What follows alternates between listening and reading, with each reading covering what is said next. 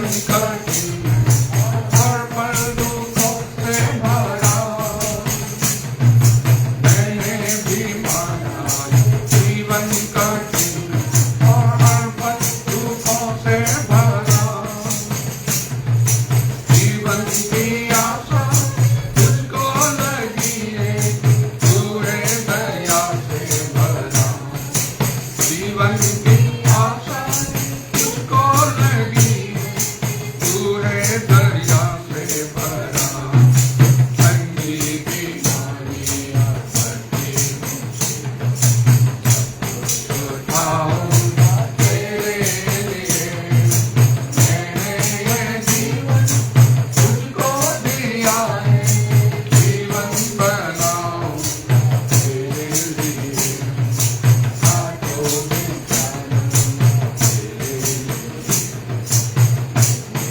उठाऊंगा तेरे लिए, मैंने ये जीवन तुझको दिया है, जीवन बनाऊं तेरे लिए, अपनी समस्या सहारा मिले, तू मिलती आराधन मुझे, अपनी समस्या सहारा मिले, तू मिलती आराधन मुझे,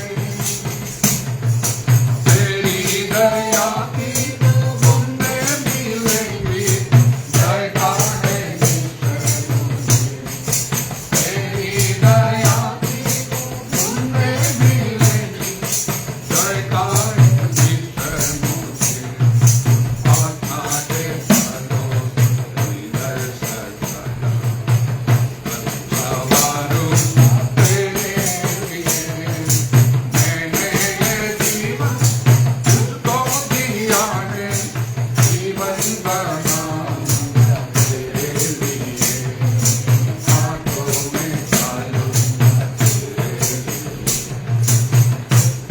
उठाऊंगा तेरे लिए, मैंने ये जीवन तुझको दिया है, जीवन बनाऊं तेरे लिए, तेरी दया जो जीवन दिखाता, वो पाता है जीवन का दान, तेरी दया जो जीवन दिखाता, वो पाता है जीवन का दान, तेरी करुणा छाया है दीपक, पाता है ज्योति और ज्ञान, तेरी करुणा छाया है दीपक, पाता है ज्योति और ज्ञान, महिमा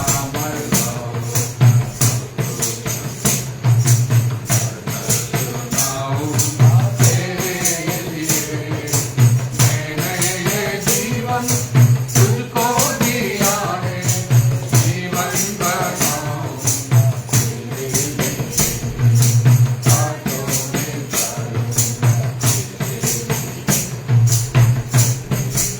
उठाऊंगा तेरे लिए, मैंने ये जीवन तुझको दिया है, जीवन बनाऊं तेरे लिए, हाथों में डालूं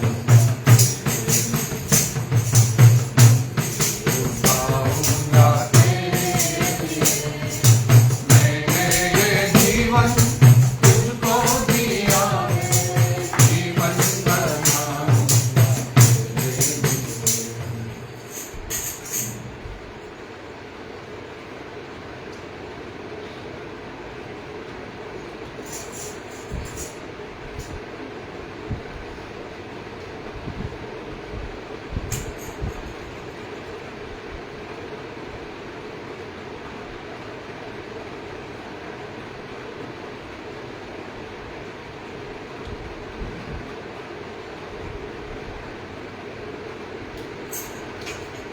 मन मंदिर में बसने वाले, मन मंदिर में बसने वाले, यीशु प्यारा, यीशु प्यारा, हालेलुया। मन मंदिर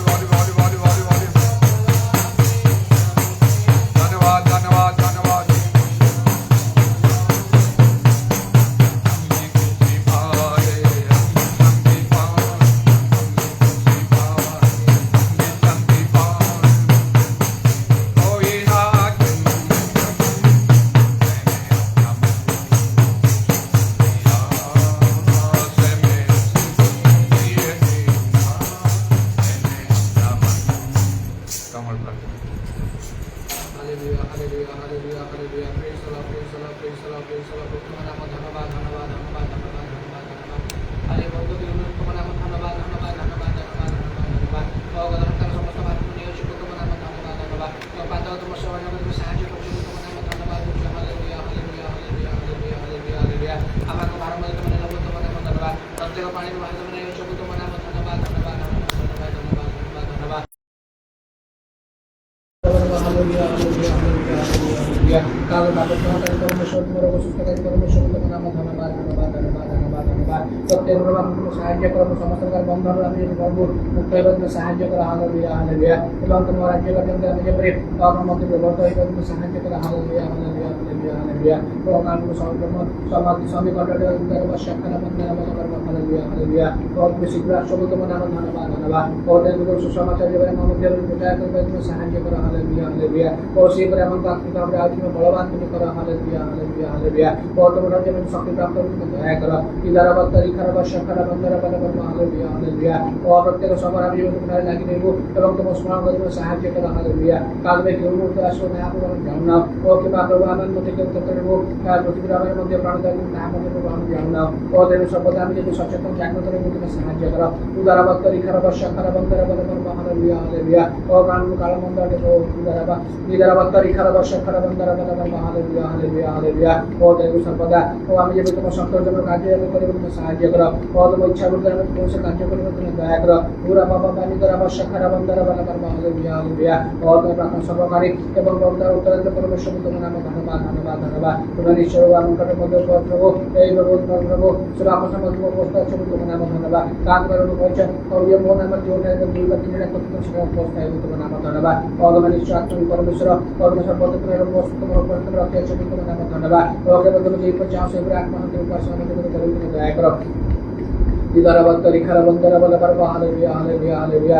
ও কারবো তুমি সেই উপরে উপাসনা করতে চাই থাও। ইদারাবাদ শাখার বন্ধন বলে পারবো হালেলুয়া। ওরে প্রভু আমার করব পরিশ্রম তোমার সবাই পরিশ্রম হবে না বলতে মনে ধন্যবাদ। ইদারাবাদ তারিখার শাখার বন্ধন বলে পারবো হালেলুয়া। ও ওদের উপর অধিপতি বর্তমান পরিপূর্ণ দয়া করো। ও ব্যক্তিগত ভাবের মধ্যে আমি যে অধিপতি বর্তমান পরিপূর্ণ হই ও তোমার মধ্যে প্রার্থনা করি তুমি সাহায্য করো। পুরাবাদ শাখার বন্ধন বলে পারবো হালেলুয়া, হালেলুয়া, হালেলুয়া, হালেলুয়া। ও প্রত্যেক বিশ্বাসী ভাই বোন আশীর্বাদ তুমি দয়া করো। যাহা যাকে সমস্যা অসুবিধা তুমি বিশৃঙ্খলা নামে তুমি দূর করো এবং প্রত্যেক তোমার যাবো অমঞ্চন তোমার তোমার আমদকে তুমি সাহায্য করা হালেলুয়া, হালেলুয়া, হালেলুয়া, হালেলুয়া। और যাহা কিছু বাবা তুমি যে বাক্য তুমি রাখিছ ও সে বাক্য যেভাবে আমি শুনি আমি যেপরি ও সে বাক্য অনুসারে যেভাবে মান করো আত্মীয় জীবন যেমনি গঠন করি তুমি দয়া করো। ইদারাবাদ তারিখার বর্ষাকাল বন্ধন বলে পারবো হালেলুয়া। ও কারণ আমরা বলে আমি সেই কথার শত্রু কথার উপরে আমার করবো আত্মগ্রহ নির্মাণ শুদ্ধি সময় হবো বলে তোমার নাম ধন্যবাদ। ইদারাবাদ তারিখার বন্ধন বলে পারবো হালেলুয়া। আমার করবো পতন হবে নাই বলতে মনে আমার ধন্যবাদ। ইদারাবাদ তারিখার বন্ধন বলে পারবো হালেলুয়া। ও দেখব সর্বদা আমি যে বাক্যের মধ্যে মনোযোগ হবো এবং সেই বাক্যের মধ্যে গ্রহণকে এবং মনোযোগ তুমি দয়া করো হালেলুয়া, হালেলুয়া, হালেলুয়া। ইদারাবাদ শাখার বন্ধন বলে পারবো হালেলুয়া। প্রভু তুমি দয়া করো, দয়া করো। আজ মধ্যে দিন ভারত তোমার সমর্পণ তুমি দয়া করো। তো সমস্ত বিষয় তোমার নষ্ট করতে হবে আপনার তুমি সুযোগ তোমার ধন্যবাদ, ধন্যবাদ দিই তার তার সুখে নাম বলছি।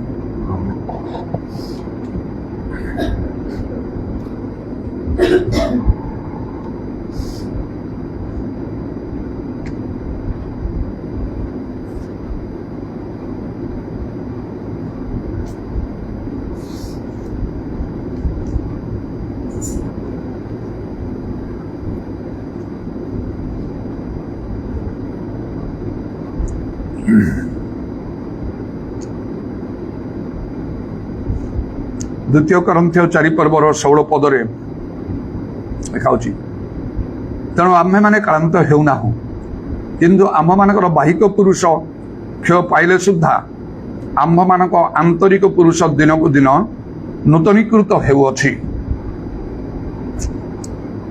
ସମସ୍ତ ଲୋକ ସମସ୍ତ ମନୁଷ୍ୟ ନିଜ ଶରୀରର ଯତ୍ନ ନେଇଥାନ୍ତି। ଯଦି ସେପରି ନ ହୁଏ ତାହେଲେ ଆମମାନେ ଆଉ ଦୁର୍ବଳ ହେଇଯିବା, ଅସୁସ୍ଥ ହେଇଯିବା, ଅସୁନ୍ଦର ଦେଖାଯିବା। ତେଣୁ ଶରୀରର ନିତାନ୍ତ ଯତ୍ନ ନେବାର ପ୍ରୟୋଜନ ହେଇଥାଏ। ଆଜି ମୁଁ ପ୍ରାତଃ ସ୍ନାନ କରୁଥିବା ସମୟରେ ଆଉ ହଠାତ୍ ମୋର ଚିନ୍ତା ମୋ ମଧ୍ୟରେ ଆଉ ସୃଷ୍ଟି ହେଲା, ଶରୀରର ଏତେ ଯତ୍ନ तुमको नवाक हो प्रत्येक दिन सकाळे उठी तुमको स्नान करने को पड़ुची भल वस्त्र परिधान करने को पड़ुची आउ भोजन पान सब करने को पड़ुची अनेक व्यायाम करिथांती ए सब शरीर जत्न नेबाकू हुए कारण शरीर असुस्थ हो गले दुर्बल हो गले जड़े पीड़ित हो गले से किसी कार्य करिपारिब नाही बरं शेष से दुर्बलता पीड़ा ता मृत्यु मुखर मध्य पकईद से समस्ते समस्त प्रकार जत्न करती जदि कहीं ठीक भाव जत्न न करती असुस्थ हो गला बेले दुर्बल गला बेले आउ अधिक मात्रा रे विशेष भाव स्वर प्रति दृष्टि दे आउ चिकित्सा करी अनेक अर्थव्य हेले मध्य आउ सुस्थता पाइबा पई आउ चेष्टा करते समस्ते किंतु ए शरीर आउ जे ता दिने नष्ट हो जीवो ता धूली रुजात होईची धूली रे ता मिसी जीव निश्चय किंतु आमानकर गोटे आत्मिक शरीर अच्छी जहाँ आउ ता केबे नष्ट हब नहीं ता अविनाश्य ता अनंतकालीन अटे ताहार जत्न अनेक समय अनेक नहीं न थांती आपर लोक मैंने जो मैंने आत्मिक शरीर जत्न नियंती नहीं ईश्वर दृष्टि से माने मृत देखा जाती लेखा तुम्हें नाम जीवित किंतु प्रकृत मृत आ लेखा जे भोग विलास आसक्त से जीवित थिले हे मृत आउ से मृत्यु अति भयंकर ताहा अनंत कालीन ताहा केवल आउ जंत्रणा पूर्ण अटे से मनुष्य कौन सी प्रकार उद्धार पाई पारिब नहीं तेणु जेपरि आमने प्रत्येक दिन निज शरीर जत्न नहीं थाउ ताठारु अधिक भाव में आमने सर्वदा आम आत्मिक शरीर जत्न नेबा आवश्यक तेणु यही स्थान में पाउल एपरी भाव से कहते से कहले आम मान बाहिक पुरुष आम मान बाहिक पुरुष क्षय पाइले सुधा आम आंतरिक पुरुष दिन को दिन नूतनीकृत होउछि बाहिक शरीर से जत्न नेबापी आउ एते ताकू गुरुत्व से देना बरं आंतरिक पुरुष इनर मान आत्मिक शरीर जत्न नेबा उत्तम बोली से मने जपरिक प्रभु वाक्य गोटे प्रतिज्ञा अच्छी जे जदि आम आत्मिक मना हो आत्मिक विषय चिंता करू ईश्वर राज्य धार्मिकता सब अन्वेषण करू जहाँ आम आवश्यक से समस्त विषय प्रभु आम को जोगे देवे लिखा आउ कौन खाइब कौन पीब कौन पिंधे बोली तुम शरीर पर तुम चिंता कर ना सब जो तुम प्रयोजन तुम स्वर्गस्थ पिता जानती से तुमको देवे सबू तुमने राज्य धार्मिकता प्रथम अन्वेषण कर आम को पूरा आत्मिक मन हाँपाई कहुई जदि शारीरिक मन हो शरीर जत्न केवल नौ जागतिक बाहिक विषय केवल चिंता करू लिखा शारीरिक हम मृत्युजनक से दिन लोटंग भितर यही गोटे शारीरिक चिंता आसला जागतिक चिंता आसला आउ से अधिक धनवान हाँपाई से इच्छा करी आउ अब्राहम को ठारू जो से पृथक कले से सदम हमारा को से अंचल को चली आसिले तो संपत्ति थिला यथेष्ट लिखा तुम जहाँ अच्छी से संतुष्ट था मात्र से संतुष्ट न ही से आउ धन लोभ मध्य देखागला से देखिले ता परमेश्वर उद्यान परी देखा जाउची सजल भूमि सब भल कृषि कर्म हो पार तामें निश्चय भाव में अधिक आउ से शस्य संग्रह करी से धनवान हेबे ए द्वारा कौन हम से निजे तांको भार्या तांकर दुई झील तांकर परिवार कहपाई गले से मंगल हम जड़े धार्मिक लोकंर चिंताधारा एपरी केमिति आसिला आउ हठात प्रभु मनुष्यर चिंताधारा एपरिक लोक मैंने धार्मिक मान चिंताधारा सुधा हस्तक्षेप कर न था आउ से संपूर्ण नीरव रहीगले जदि कौन सी प्रकार लोटों को प्रभु कही था तुम्हें जहाँ चिंता को से ठीक विषय ना से तुम बहुत क्षति अच्छी आ बहुत दुख अच्छी ଆଉ ତୁମେ ବହୁତ ତଳକୁ ଚାଲିଯିବ। ସେ ତ ଧାର୍ମିକ ଲୋକ ଥିଲେ, ନିଶ୍ଚୟ ନିଜକୁ ନିବୃତ୍ତ କରିଥାନ୍ତେ, ମାତ୍ର ପରମେଶ୍ୱର ଛାଡ଼ିଦେଲେ।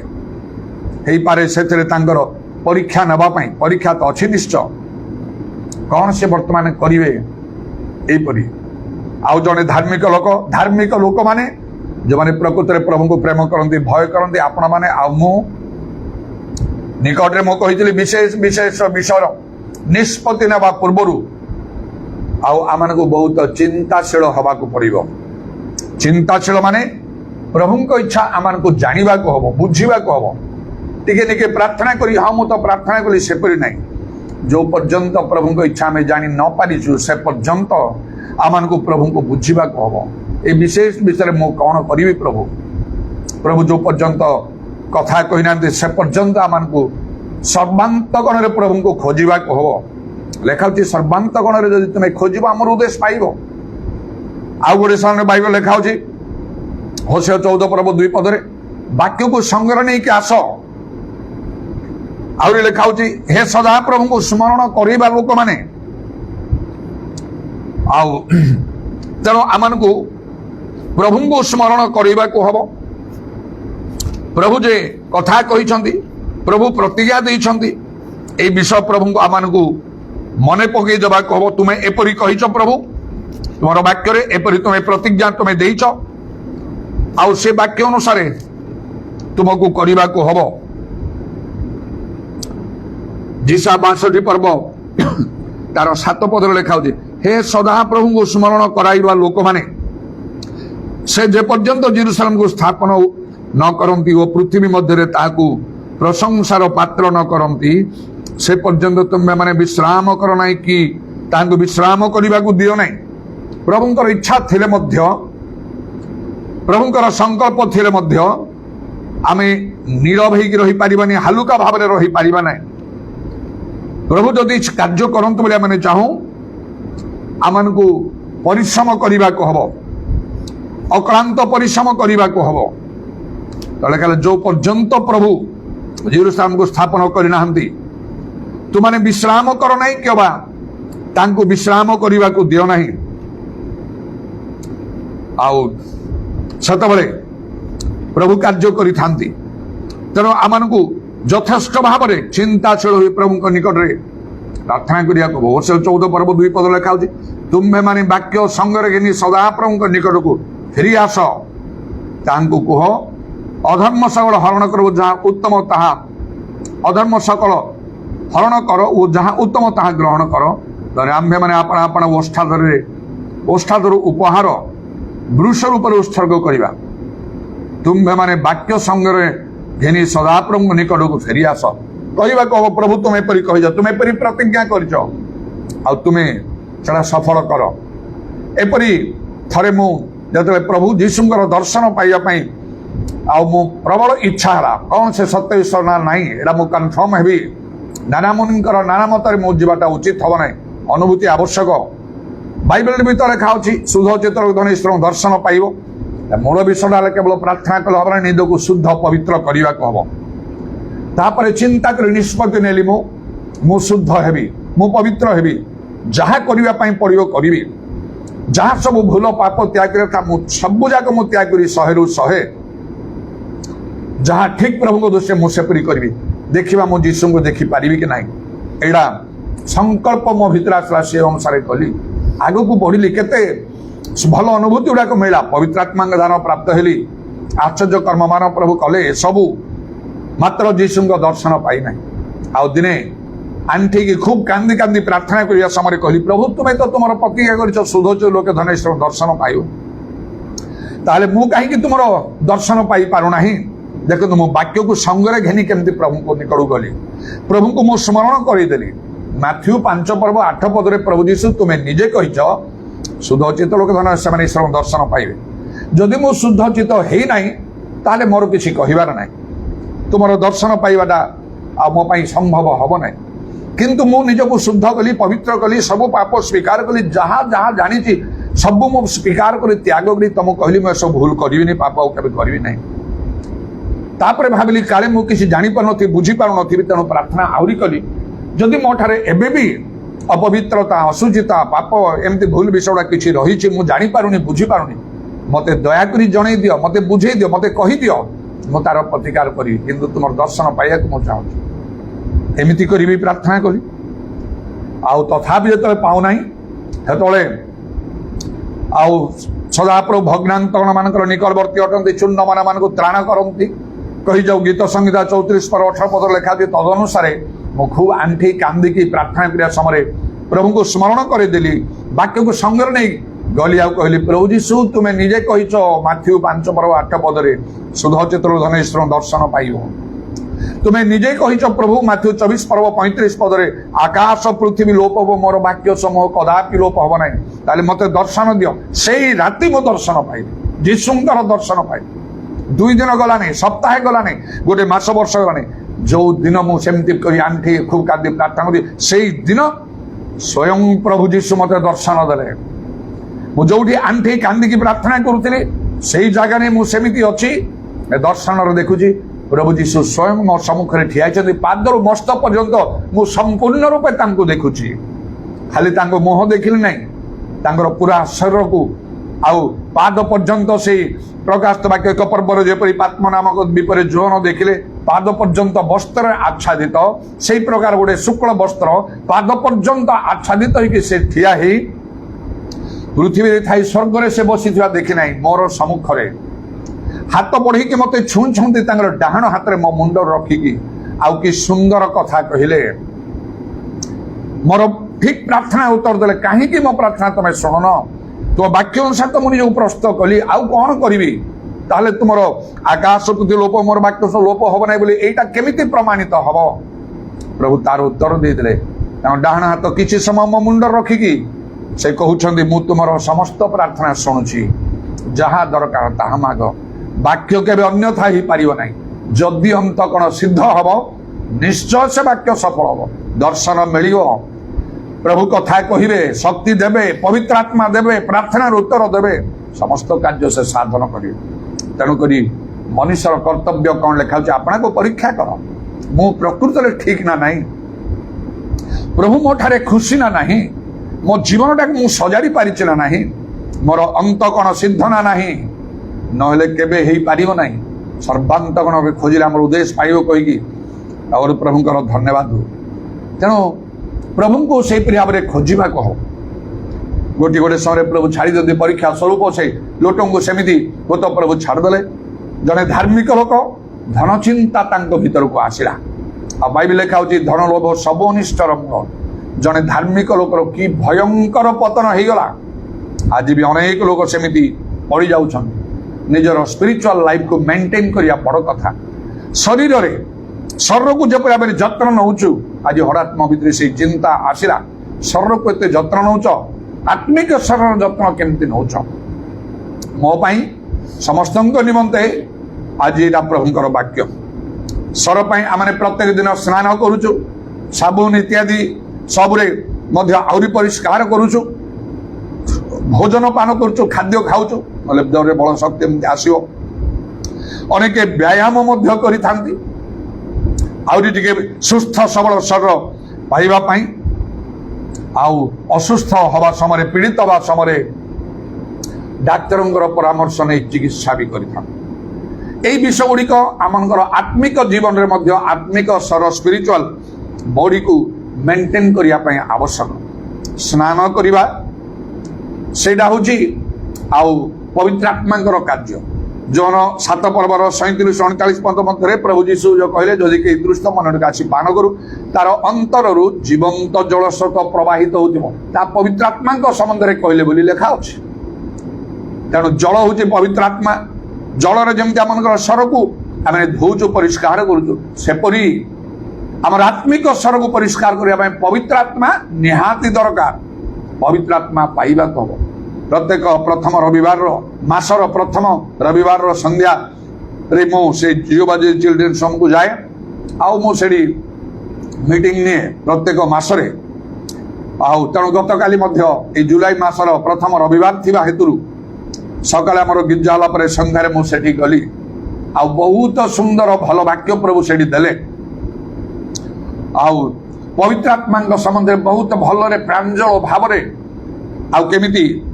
आम बुझेकी कहली आउ से लेखा अच्छी जो वर्तमान परिस्थिति को नहीं जमती से वेनेजुएला जो भूमिकंप है दक्षिण अमेरिकार से वेनेजुएला आरंभ कली जदि से लेखा जी पुस्तक गोटे स्थान से नगर अमंगल घटला बेले प्रभु विचार कला बेले जदि से नह दानिएल आ लोट थांते से पुत्र कन्या मान को मध्य रखी पारंते नहीं केवल निजर प्राण से रक्षा करेंगे यहीटा कहीकि से आरंभ कली प्रभुंर क्रोध केते भयंकर पुत्र कन्या को रखी पारे ना रक्षा करें ना नह थिले से दिन आउ सब पुओ बहु स्त्री को से रक्षा करेंगे से समस्त धार्मिक थिले लिखाई नहीं केवल नह को परमेश्वर कले यह काल में अपना साक्षर आम तुम्बको धार्मिक देखीचु स्त्री को कहुए तीन पुओ तीन बोह को कहुए ना पुरातन नियम वर्तमान नूतन नियम तेणु हेतु से समस्त रक्षा पारे कि वर्तमान नूतन नियम भिन्न पुरातन नियम वर्तमान लागू होना उठे दि जाइए आई समय वर्तमान भिन्न प्रकार भाव में प्रभु कहते से जिकल पुस्तक प्रभु जो प्रचंड क्रोध आसव से 3 जन लोक नहंग पुनी दानिएल आयुब से आत्मिक जीवन स्तर केते ऊपर कहले से निजर प्राण केवल रक्षा करेंगे परिष्कार लिखा निज निज धार्मिकता द्वारा आउ से निजर पुत्र कन्या रक्षा करें ना ये भयंकर समय जी मरी जाइए आउ 1000 2000 एमती भितर गवर्नमेंट तार डेथ टोलटा प्रकाश पाउछि सेठू किंतु यूएसजीएस कही आउ ताहा गोटे अमेरिकार आउ साइंस एजेंसी अच्छी जहाँ सबुठारु जहाँ ये सब आकलन करे भूमिकंप हो आउ केबा ए आग्नेयगिरी वोल्कानो तार उद्गीरणर तार कुपरिमाण आ कुपरिणाम द्वारा लोकों मध्य क्षय क्षति इत्यादि केबा बन्या आउ कि बात्या आउ एपरि भाव में जते सब प्राकृतिक विपर्यय सब रही माटी अतड़ा धसीबा आउ लैंडस्लाइड ए सब को सर्वे करने यूएसजीएस कहीकि गोटे साइंस एजेंसी अच्छी सबू ठारू वर्ल्ड रो टॉप मोस्ट ए सब को से स्टडी करे यूनाइटेड स्टेट्स आउ द जियोलॉजिकल सर्वे से प्रकाश करिछि जहाँ सबू ठारू से प्रथम न्यूज भाव में जहाँ को अधिक गुरुत्व दि जाए आउ 1000 2000 नहीं ताहा आउ प्राय लक्षे भितर लोकों डेथ टोलटा ता भितर अच्छी केवल जहाँ प्रमाण पाँच गवर्नमेंट ताहा सिना से डिक्लेयर कर दौरान तामाने कि भयंकर अवस्था जीजिकल न पर्व छोट पिला लिटिल चिल्ड्रेन को मध्य छाड़बनी चिन्ह ना तो मारदेव समस्त प्रभुंर क्रोध को केमी शेष समय कौन करवा कह यहाँ को लेकिन सब कहवाक लगे पवित्रात्मा संबंध कथा से धार्मिकता हेतु केवल प्रकृत धार्मिकता कौन आज्ञा मानिबा यहाँ को लेकिन कहली आज्ञा मानिबा पवित्रात्मा निहाती दरकार पवित्रात्मा ही समस्त आज्ञा मानिबा को दियंती कही जीजिकल तार 36 पर्वर 27 पद को नहीं कहीकि दुईटी चिन्ह विषय कहली किपरि आउ से मशांग समय प्रथम जात मान संहार समय समस्त इस्राएल मान रक्षा पाइले से रक्तर चिन्ह देते से पाप क्षमा जीशुंग रक्त तापर एफिसस 4 पर्व 30 पद पवित्र आत्मा द्वारा मुक्ति दिवस मुद्रांकित सील दिखाई कही से आउ गोटे चिन्ह से पवित्र आत्मा आउ प्रेरित पुस्तक 2 पर्वर से 38 पद पितर कहते ना कौन आउ से पेंटिकस्ट दिन से कहले जीसु ख्रीष्ट नाम पाप क्षमा पातु तेणुक पाप क्षमार बाप्तिस्म नियंतु तारे पवित्र आत्मा दान पाए दुईटी इंपोर्टाट कथा गला पाप क्षमा दरकार पवित्र आत्मा दरकार ता कहीकि मु भल भाव बहुत बुझे कहली पवित्र आत्मा केमती निहाती दरकार शेष समय पवित्र आत्मा प्रार्थना करने केमी कहूँ लोक तो प्रार्थना विषय जानते पवित्र आत्मा प्रार्थना विषय जानते ना ताहा पर भाषा अन्य अनेक मोर सब अनुभूतिर सहित बहुत भल बुझेकी मुझी आउ के जानी से अनेक शुणवार आवश्यक थी हठात ତାଙ୍କ ମଧ୍ୟରେ ଜଣେ ଆମର ଯେତେବେଳେ ମୁଁ ପ୍ରିଚିଂ ଷ୍ଟାର୍ଟ କଲି ଆଉ ସେ କ୍ୟାମେରା ଫିଟିଂ ସେ କରିଦେଲା, ବୋଧେ ସେ ଲାଇଭ୍ ଚାଲିଥିବ। ଆଉ ସେମିତି ଭାବରେ ମୁଁ ତ ଥରେ ମାତ୍ର କରିଥିଲି, ଆଉ ମୁଁ କରିନାହିଁ। ତେଣୁ ପ୍ରଭୁଙ୍କର ଧନ୍ୟବାଦ ହଉ। ତେଣୁ ପ୍ରକୃତ ଆଉ ଗୋଟେ ସମୟ, ବର୍ତ୍ତମାନ ସମୟ ଗୋଟେ ଆଉ ଶେଷ ସମୟ, ଅତି ଭୟଙ୍କର ସମୟ। ଆମକୁ ଜାଗ୍ରତ ପ୍ରସ୍ତୁତ ରହିବାକୁ ପଡ଼ିବ। ଆଉ ସ୍ପଷ୍ଟ ରୂପେ ମୁଁ କହୁଥିଲି ଯେ ଆଭରେଜ ଖ୍ରୀଷ୍ଟିଆନ ହାରାହାରି ମୋଟାମୋଟି କମନ ପିପୁଲ ଠାରୁ ଅଲଗା ହେଇଯିବାକୁ ପଡ଼ିବ, ବାହାରି ଯିବାକୁ ପଡ଼ିବ। ଆମେ ବଦଳି ଯିବାକୁ ପଡ଼ିବ। ଯାହା ଜାଣିଛୁ, କରିଛୁ, ଶିଖିଛୁ, ବୁଝିଛୁ ସେଇ ଅନୁସାରେ ନାହିଁ, ଯାହା ବାଇବେଲ କହୁଛି ସେଇ ଅନୁସାରେ ଆମେ କରିବାକୁ ପଡ଼ିବ। ମୁଁ ସେମିତି ବଦଳିଲି, ଅନେକ ବଦଳିଲେ, ସେଇଟା ଆବଶ୍ୟକ କହିକି ଆଉ ସମସ୍ତେ ଥିଲେ ତାଙ୍କର ଷ୍ଟାଫ ମାନେ, ପିଲାମାନେ, ଆଉ ତାଙ୍କ ସେକ୍ରେଟାରୀ, ଆଉ ସେ ଜେନେରାଲ ସେକ୍ରେଟାରୀ ଭାବରେ ଆଉ ଯେଉଁ ସାମଲ ପଟ୍ଟନାୟକ ଅଛନ୍ତି, ସେ ତାଙ୍କ ସ୍ତ୍ରୀ, ତାଙ୍କର ପରିବାର, ଆଉ ସେ ବାପୁ ଭାଇ, ସେ ଲିଟୁ ଭଉଣୀ, ଅନ୍ୟାନ୍ୟ ଏପରି ସମସ୍ତେ ଥିଲେ। ଆଉ ବହୁତ ଭଲରେ ପ୍ରଭୁଙ୍କର ବାକ୍ୟକୁ ଭଲ ସୁନ୍ଦର ପ୍ରାର୍ଥନା, ଭଲ ସୁନ୍ଦର ପରିବେଶ ମଧ୍ୟ ଏଠି ଗତକାଲି ସୃଷ୍ଟି ହେଇଥିଲା। ତେବେ ପ୍ରଭୁଙ୍କର ଧନ୍ୟବାଦ ହଉ। ଆମମାନଙ୍କର ଶରୀର ପାଇଁ ସବୁ ଯତ୍ନ ଆମେ ନେଉଛୁ। ଶରୀର ଯେତେ ସୁନ୍ଦର, ସୁସ୍ଥ, ସବଳ ହେଲେ ମଧ୍ୟ ତାହା ସ୍ୱର୍ଗକୁ ନବ ନାହିଁ। ଆମର ଆତ୍ମିକ ସାର ଦରକାର। ଯେପରି ଲେଖା ହେଲା, ପୁନର୍ଜନ୍ମ ନ ପାଇଲେ ତା ଆତ୍ମିକ ଜନ୍ମ ବିଷୟରେ କୁହାଯାଉଛି। ସ୍ୱର୍ଗ ରାଜ୍ୟ ଦେଖିପାରିବ ନାହିଁ କି ତା ଭିତରେ ପ୍ରବେଶ କରିପାରିବ ନାହିଁ। ଏ ତ ଶାରୀରିକ ଜନ୍ମ କିଛି ଆମର ଲାଭ କରିପାରିବ ନାହିଁ। ତେଣୁ ସେ ଗୋଟେ ଅନୁଭୂତି। ଆଉ ଏଇଟା ପାଇଁ କ'ଣ ମୁଁ କହିଲି, ପ୍ରଥମେ ଯେ ଶରୀରକୁ ଆମେ ଜଳକୁ ନେଇକି ତାକୁ ସ୍ନାନକୁ ପରିଷ୍କାର କରୁ। ଜଳ ହେଉଛି ପବିତ୍ର ଆତ୍ମା। ପବିତ୍ର ଆତ୍ମା ନିହାତି ଦରକାର। ପବିତ୍ର ଆତ୍ମା ଆସିଲେ ଆମକୁ ଶକ୍ତି ମିଳିବ ଲେଖା ହେଉଛି। ତାପରେ ଶରୀରରେ ଆମେ କ'ଣ କରୁ, ଖାଦ୍ୟ ଭୋଜନ କରୁ ଶରୀର ଯତ୍ନ ନେବା ପାଇଁ। ଆଉ ଏ ଖାଦ୍ୟ ହେଉଛି ଈଶ୍ୱରଙ୍କର ବାକ୍ୟ, ବାଇବେଲ। ଲେଖା ହେଉଛି ଆଉ କ'ଣ ଅମିଶ୍ରିତ, ଆଉ କ'ଣ ସେଟା ହେଉଛି ବାକ୍ୟ, ଆଉ ଅମିଶ୍ରିତ ଦୁଗ୍ଧ ସେଟା ହେଉଛି ଖାଦ୍ୟ। ସେଟା ଯେତେବେଳେ ଆଉ ପ୍ରଭୁ ମଙ୍ଗଳମୟ ବୋଲି ତୁମେ ଆସ୍ୱାଦନ କରିଛ, ତାହେଲେ ଯେପରି ତୁମେ ପରିତ୍ରାଣ ଥାଏ ବୃଦ୍ଧି ପାଇପାର, ଏଥି ନିମନ୍ତେ ନବଜାତ ଶିଶୁ ତୁଲ୍ୟ ପିତରଙ୍କ ପୁସ୍ତକ ଲେଖା ହେଉଛି। ଆଉ କ'ଣ ନା ଅମିଶ୍ରିତ ଦୁଗ୍ଧ ପାନ କରିବାକୁ ବାଞ୍ଛା କର ଲେଖା ହେଉଛି। ଅମିଶ୍ରିତ ଦୁଗ୍ଧ, ବାକ୍ୟ ହେଉଛି ଅମିଶ୍ରିତ ଦୁଗ୍ଧ, ତାମାନେ ସେଟା ପ୍ରକୃତ ଖାଦ୍ୟ। ଆମକୁ ସତ୍ୟ ବାକ୍ୟ ଦରକାର। ବାଇବେଲ ତ ପଢିବାକୁ ହବ, ଆଉ ବାଇବେଲ ଶିକ୍ଷା କରିବାକୁ ହବ। ଉପଯୁକ୍ତ ଲୋକମାନଠାରୁ ସତ୍ୟ ବାକ୍ୟ ଜାଣିବାକୁ ହବ। ଅନେକ ସତ୍ୟ ବାକ୍ୟ ଜାଣନ୍ତି ନାହିଁ, ସେମାନେ ଶୁଣିଲେ ମଧ୍ୟ। ପ୍ରଭୁ ଯୀଶୁ ସେ ଦୃଷ୍ଟାନ୍ତ ଦେଲେ, ସେ ବୁଣାଳି ବିହନ ବୁଣିଲା, କେତେ ବାଟ ପାଖରେ ପଡ଼ିଲା, ଆକାଶର ପକ୍ଷୀ ଖାଇଦେଲା ସୁଗା। ଆଉ କ'ଣ ସେୟା ନା, ଯେ ଲୋକମାନେ ବାକ୍ୟ କିଛି ବୁଝନ୍ତି ନାହିଁ, ଗଲା ସେମାନଙ୍କ ପାଇଁ କିଛି ଆଉ ନାହିଁ କିଛି। ତେଣୁ ପ୍ରଭୁଙ୍କ ବାକ୍ୟ ନିହାତି ବୁଝିବାକୁ ହବ। ସ୍କୁଲ କଲେଜ ୟୁନିଭର୍ସିଟିର ପାଠ ଦରକାର ନାହିଁ। ଯାହାର ଜ୍ଞାନ ଦରକାର ସେ ମାଗୁ, ପ୍ରଭୁଙ୍କ ନିକଟରେ ମାଗିକି ସେଇ ଜ୍ଞାନ ଆମେ ପାଇପାରିବା ଈଶ୍ୱରଙ୍କର ବାକ୍ୟ ବୁଝିବା ପାଇଁ। ସେ ଶକ୍ତି ପ୍ରଭୁ ଦେବେ।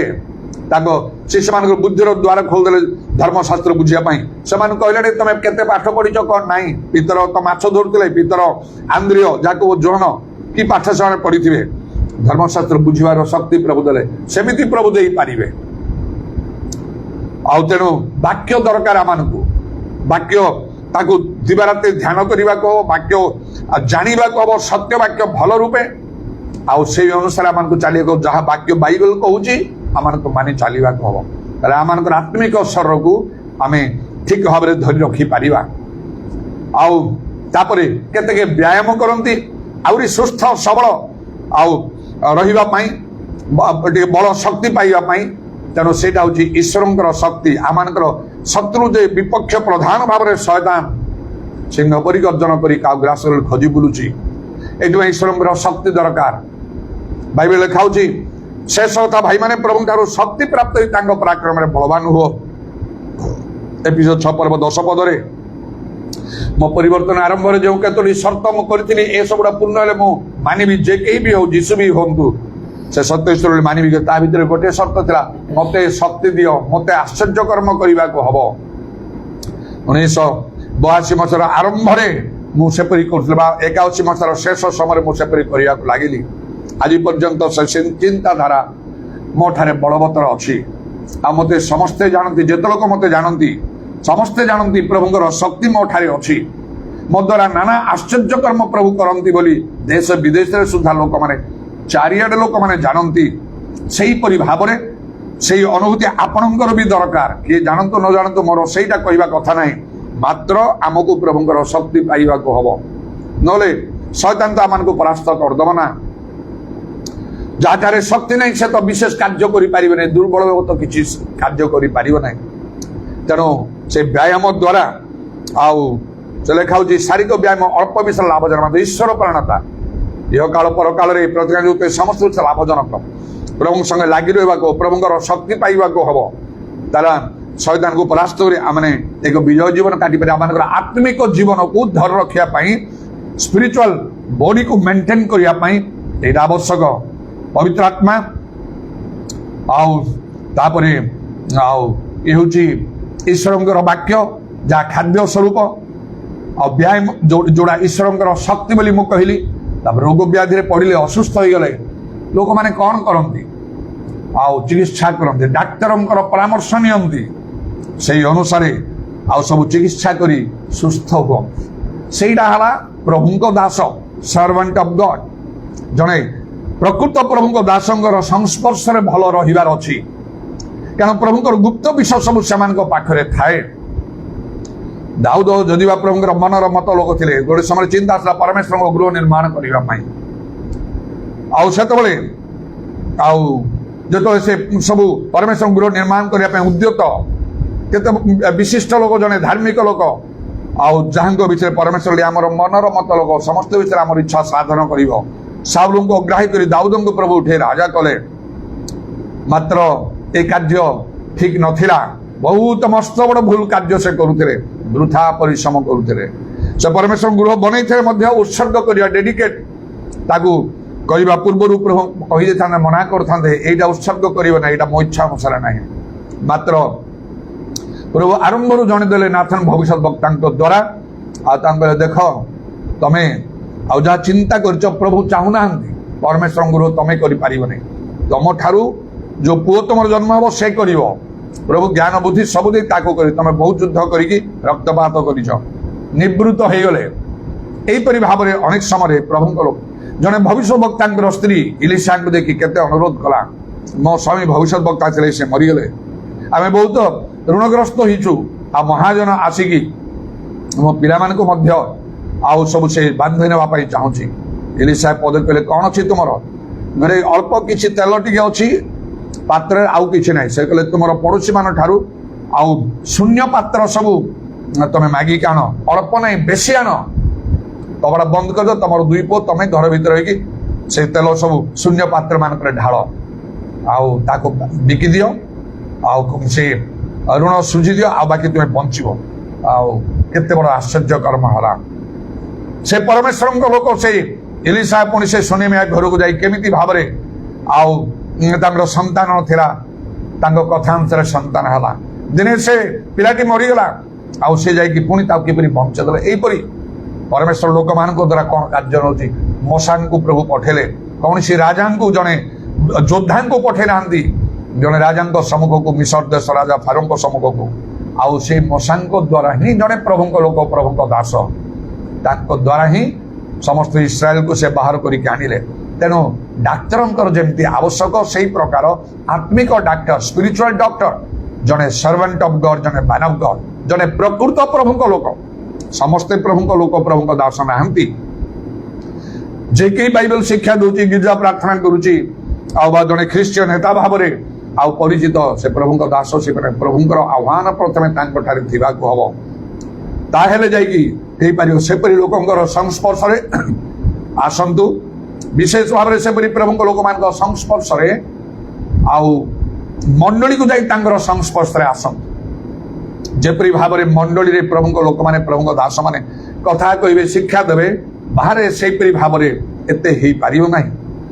ତେଣୁ ସେଠି ଗଲେ ସେମାନଠାରୁ ଉପଯୁକ୍ତ ଶିକ୍ଷା ପାଇବେ, ପରାମର୍ଶ ପାଇବେ, ଚେତନା ପାଇବେ, ପ୍ରয়োଜନ ହେଲେ ଅନୁଯୋଗ ପାଇବେ, ପ୍ରଶଂସାର ବିଷୟରେ ପ୍ରଶଂସା ପାଇବେ, ତାଙ୍କ ଟଚ୍ରେ ରୁହନ୍ତୁ, ଆଉ ସେମାନେ ଠିକ ଭାବରେ ଚିକିତ୍ସା କଲା ପରି ବିଷୟ କରିବେ।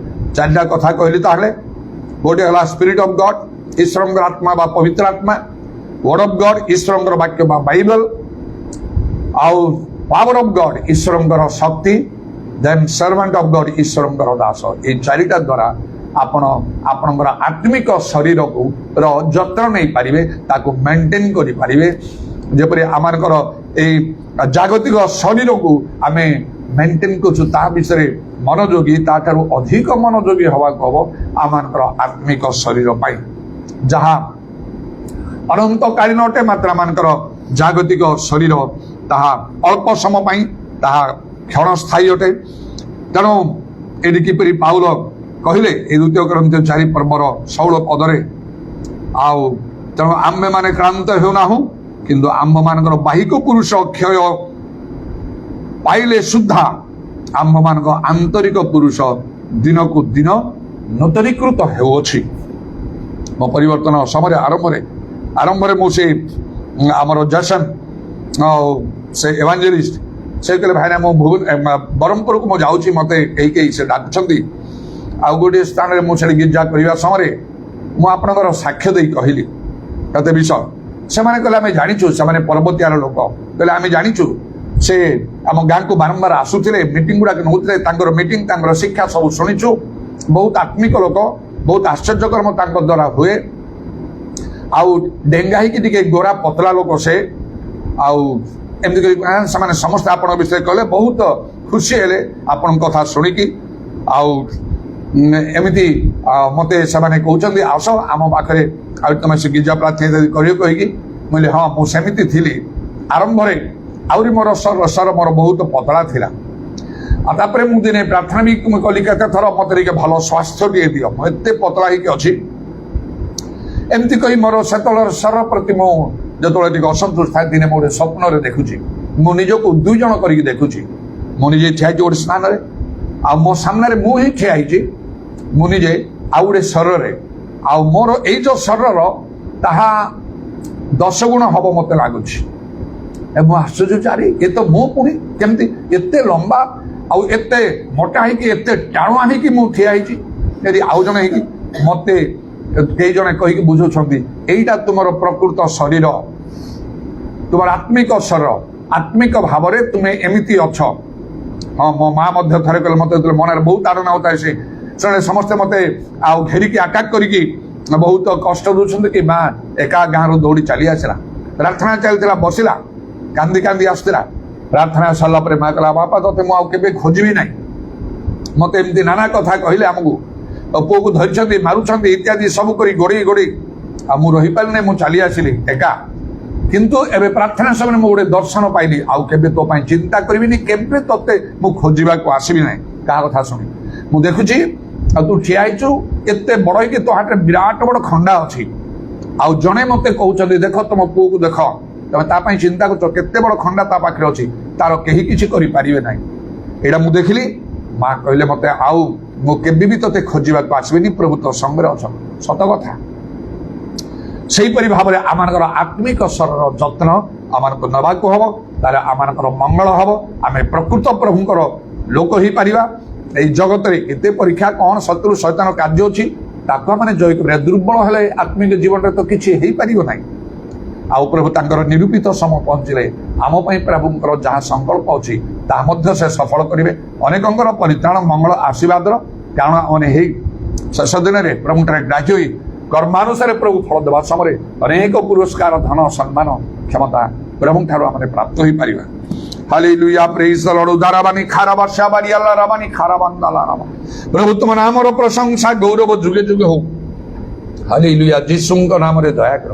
ଆମମାନଙ୍କର ସମସ୍ତ ପାପ ଦୁର୍ବଳତା କ୍ଷମା କର। ଆତ୍ମିକ ମନାବା ପାଇଁ ଦୟା କର। ଆମମାନଙ୍କର ଚକ୍ଷୁ ତୁମେ ଖୋଲିଦିଅ ପ୍ରଭୁ। ଆମମାନଙ୍କର ଆତ୍ମିକ ସ୍ୱର ଯଦି ଦୁର୍ବଳ ଥିବ, ଅର୍ଥାତ୍ ଆମେ ଆତ୍ମିକ ଜୀବନରେ ଦୁର୍ବଳ ହେଲେ ଆମମାନଙ୍କୁ ଏକ ପରାଜିତ ଜୀବନ କାଟିବାକୁ ହବ। ଆମମାନଙ୍କର ପ୍ରାର୍ଥନାର ଉତ୍ତର ମିଳିବ ନାହିଁ। ଆଶ୍ଚର୍ଯ୍ୟ କର୍ମ ମାନ ଆମ ପାଇଁ ହେଇପାରିବନି ବା ଆମ ଦ୍ୱାରା ହେଇପାରିବ ନାହିଁ। ସହଜରେ ଶୈତାନ ମାନଙ୍କୁ ପରାଜିତ କରିଦେବ। ଉଦାରବାଣୀ ଖାରା ବର୍ଷା କାଲାରବା ଈଶ୍ୱରଙ୍କ ରାଜ୍ୟ ପାଇଁ ଆମେ ଯୋଗ୍ୟ ହୋଇପାରିବ ନାହିଁ କିମ୍ବା ଲାଭ ସ୍ୱରୂପ ହେଇପାରିବ ନାହିଁ। ତେଣୁ ପ୍ରଭୁ ଆମମାନଙ୍କୁ ଦୟା କର। ଅଦୃଶ୍ୟ ବିଷୟ ଯେ କ୍ଷଣ କାଳ ସ୍ଥାୟୀ, ମାତ୍ର ଅଦୃଶ୍ୟ ବିଷୟ ଅନନ୍ତ କାଳ ସ୍ଥାୟୀ। ଅଦୃଶ୍ୟ ବିଷୟରେ ମନ ଦେବା ପାଇଁ ଆମମାନଙ୍କୁ ତୁମେ ଦୟା କର। ଆତ୍ମିକ ମନ ହେବା ପାଇଁ ଦୟା କର। ଆମମାନଙ୍କର ଆନ୍ତରିକ ପୁରୁଷ ଯେପରି ଦିନକୁ ଦିନ ନୂତନୀକୃତ ହବ, ଏଥିରେ ମଧ୍ୟ ଆମମାନଙ୍କୁ ବିଶେଷ ଭାବରେ ଆଉ ପ୍ରଭୁ ଯତ୍ନବାନ ହେବାକୁ ତୁମେ ଆମମାନଙ୍କୁ ଅନୁଗ୍ରହ କର। ଉଦାରବାଣୀ ଖାରାବା ଶାବାରି କାଲା ରାବାନି ଆଦାରବାଣୀ ଖାରାବାନ୍ଦାଲା ରବା। ଯୀଶୁଙ୍କ ନାମରେ ଦୟା କର। କଣ ପ୍ରୟୋଜନ ଆମମାନଙ୍କର ମାଗିବା ପୂର୍ବରୁ ପିତା ଈଶ୍ୱର ଜାଣନ୍ତି। ହାଲେଲୁୟା, ପ୍ରେଜ୍ ଦ ଲର୍ଡ, ଗ୍ଲୋରି ଟୁ ଗଡ୍। ଓ ପ୍ରଭୁ, ତୁମେ ତୁମର ଆଉ ପ୍ରଭୁ ନିରୂପିତ ସମୟ ପହଞ୍ଚିଲେ ତୁମେ କାର୍ଯ୍ୟ କରିବେ, ତାକୁ ଅନ୍ୟଥା କରିପାରିବ ନାହିଁ। କାଳେ ଖାଉଛି ଈଶ୍ୱରଙ୍କର ବଳବନ୍ତ ସ୍ଥଳେ ନିଜ ଉନ୍ନତ କର, ଯଥା ସମୟରେ ସେ ଉନ୍ନତ କରିବେ। ଆମମାନଙ୍କୁ ତୁମେ ଅନୁଗ୍ରହ କର। ଉଦାରବାନୀ ଖାରାବା ଶାକାଲା ରବାନୀ ଖାରାବାନ୍ଦାଲା ରବା, ଯୀଶୁଙ୍କ ନାମରେ, ଯୀଶୁଙ୍କ ନାମରେ ବିଭିନ୍ନ କାରଣବଶତ ମଣ୍ଡଳୀ ସଭାରେ ଅନେକ ଯୋଗ ଦେଇ ପାରୁନାହାନ୍ତି। ଆଉ ପ୍ରଭୁ ତଥାପି ଆଜି ଆମମାନଙ୍କୁ ଆଉ ପରିବାର ସହ ଏକତ୍ର ହେବା ପାଇଁ କେବଳ ମିଳିକୁ ମଧ୍ୟ ସେମାନେ ଛୁଟି ଥିବା ହେତୁରୁ, ଛୁଟି ଡିକ୍ଲେୟାର କଲା ବର୍ଷା ହେତୁରୁ ସେଥିପାଇଁ ସେମାନେ ମଧ୍ୟ ଅଛନ୍ତି। ଆମେ ଅନେକ ବର୍ଷ ପୂର୍ବେ ଏହିପରି ଭାବରେ ଆଉ ସେମାନେ ଛୋଟ ଛୋଟ ଥିବା ସମୟରେ ପ୍ରଭୁ ତୁମର ସଭା କାର୍ଯ୍ୟ ଆମେ ଆରମ୍ଭ କରିଛୁ। ତୁମ ଇଚ୍ଛା ଅନୁସାରେ କଟକ ଆସି, ନଚେତ୍ କଟକ ଆସିବାର କୌଣସି ଚିନ୍ତାଧାରା ମୋ ମନରେ ନଥିଲା। ମନରେ କିପରି ସେ ଘର ମନ ପ୍ରାଣ ଦେଇକି ତିଆରି କରୁଥିଲୁ ପ୍ରଭୁ, ସବୁ ତୁମେ ଜାଣିଛ। ତୁମ କଥାର ବାଧ୍ୟ ହେଇକି ଆମେ ଆସିଛୁ। ହାଲେଲୁୟା, ଆଜି ପର୍ଯ୍ୟନ୍ତ ତୁମେ ମଧ୍ୟ ଧର ରଖିଛ ତୁମର ସଭା କାର୍ଯ୍ୟରେ ବୋଲି ତୁମ ନାମର ଧନ୍ୟବାଦ। ଶେଷ ପର୍ଯ୍ୟନ୍ତ ତୁମଠାରେ ସ୍ଥିର ରହିବାକୁ ଆମମାନଙ୍କୁ ତୁମେ ସାହାଯ୍ୟ କର। ମାନଙ୍କର ମଣ୍ଡଳୀ ସମକୁ ଦୟା କର। ପ୍ରଶଂସା ଗୌରବ ଯୁଗେ ଯୁଗେ ତୁମର, ବିଶେଷ କରି ଆଦ୍ୟ ପ୍ରେମରେ ସ୍ଥିର ରହିବା ପାଇଁ ଅନୁଗ୍ରହ କର। ନହେଲେ ଆଉ ପ୍ରଭୁ ତୁମେ କହିଲ କେଉଁଠାରୁ ତୁମର ପତନ ଯେ ସ୍ମରଣ କର, ମନ ପରିବର୍ତ୍ତନ, ରାଜ୍ୟ କର୍ମ ସବୁ କର, ନହେଲେ ଆମେ ତୁମ ନିକଟକୁ ଆସି ତୁମର ପ୍ରତିବର୍ଷ ସ୍ଥାନରୁ ଘୁଞ୍ଚେଇ ଦେବା। ତେଣୁ ଆମମାନଙ୍କୁ ତୁମେ ଦୟା କର। ଆମମାନଙ୍କର ଆତ୍ମିକ ଜୀବନର ସେଇ ଆରମ୍ଭରେ ଥିବା ଷ୍ଟାଣ୍ଡାର୍ଡକୁ ମେଣ୍ଟେନ୍ କରିବା ପାଇଁ ତୁମେ ଆମମାନଙ୍କୁ ସାହାଯ୍ୟ କର। ତୁମର କଣ୍ଟାବିଧା ପାଦକୁ ପ୍ରଣାମ ଆଉ ଚୁମ୍ବନ କରି ଏବଂ ତୁମର ହସ୍ତରେ ଆମମାନଙ୍କର ସର୍ବାତ୍ମା ସବୁ ସମର୍ପଣ କରି ଶୁଣିଲ ବୋଲି ଧନ୍ୟବାଦ ଦେଇ ନିତ୍ୟ ଜୀବିତ ପ୍ରଭୁ ଯୀଶୁ ଖ୍ରୀଷ୍ଟଙ୍କ ନାମରେ ଏହି ପ୍ରାର୍ଥନା କରୁଅଛି, ଆମେନ୍। But as for me and my house, we will serve the Lord. But as for me and my house, we will serve the Lord. We will serve the Lord. We will serve the Lord. But as for me and my house, we will serve the Lord. But as for me and my house, we will serve the Lord. ପିତା ଈଶ୍ୱରଙ୍କର ପ୍ରେମ, ପ୍ରଭୁ ଯୀଶୁ ଖ୍ରୀଷ୍ଟଙ୍କର ଅନୁଗ୍ରହ, ପବିତ୍ର ଆତ୍ମାଙ୍କର ସହାୟତା, ପ୍ରଭୁ ଯୀଶୁଙ୍କର ଗୌରବମୟ ପୁନରାଗମନ ପର୍ଯ୍ୟନ୍ତ ଆମ ସମସ୍ତଙ୍କର ସହବର୍ତ୍ତୀ। ଆମେନ୍।